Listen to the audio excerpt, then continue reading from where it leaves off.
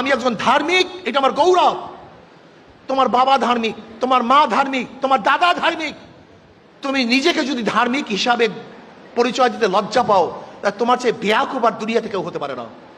আমার বাবা ধার্মিক, সে নামাজ পড়ে। আমার মা ধার্মিকা, সে নামাজ পড়ে, সে রোজা রাখে।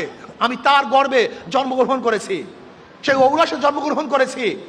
অথচ আমি ইউনিভার্সিটি আসার পরই আমি ইসলাম পরিচিত, আমার লজ্জা লাগে, খারাপ লাগে।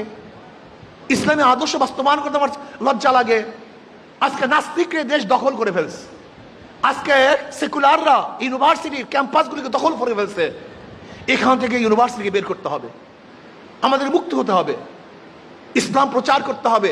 তুমি গৌরবের সাথে বলো, আজকের থেকে আমি একজন মুসলমান। আমি বিশ্বাস করি, আমি আল্লাহর কসম করে বলতে পারি, আজকে এখানে যারা আসছেন, এখানে যারা এসছেন, এই কয়জন মানুষ যদি দায়ী হয়ে যান, আমার মেয়েরা, আমার সন্তানের, আমার ছেলেরা, আজকের থেকে তোমরা যদি নিয়াত করো, আমরা সবাইকে দাওয়াত দেব। আমি একজন মুসলমান, মুসলমান ইউনিভার্সিটি, মুসলমানের জমিতে ইউনিভার্সিটি, মুসলমানদের জন্য ইউনিভার্সিটি, মুসলমানের শিক্ষার জন্য ইউনিভার্সিটি। হ্যাঁ, ইউনিভার্সিটি মুসলমানের, পড়ার অধিকার সবার। বাজার করছি আমি, বাজার করার অধিকার সবার। রাস্তা করছি আমি, হাঁটার অধিকার সবার। প্রতিষ্ঠান করছি আমি, পড়ার অধিকার সবার। ইউনিভার্সিটির মুসলমানরা, পড়ার অধিকার সবার। এটা ভাবো তুমি, করছি আমি, অধিকার সবার। এটা হতে পারে না। কিন্তু তোমাকে বিশ্বাস করতে হবে, এই দেশ করছি আমরা। তুমি কি জানো, ব্রিটিশ হটাও আন্দোলনে ইন্ডিয়ান গেটের মধ্যে প্রায় 93,000 মানুষের নাম লেখা আছে, কম বেশি। সেখানে 63,000 মানুষ হলো মুসলমান, 63,000।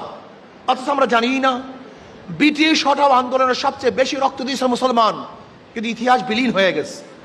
এই পাকিস্তান করার পিছনে একমাত্র অবদান ছিল মুসলমানদের, একমাত্র অবদান মুসলমানদের। 47-এ যদি ভারত থেকে আমরা আলাদা না হতাম, তা কিয়ামত পর্যন্ত আন্দোলন করতে পারতাম, কিন্তু লাল সবুজের পতাকা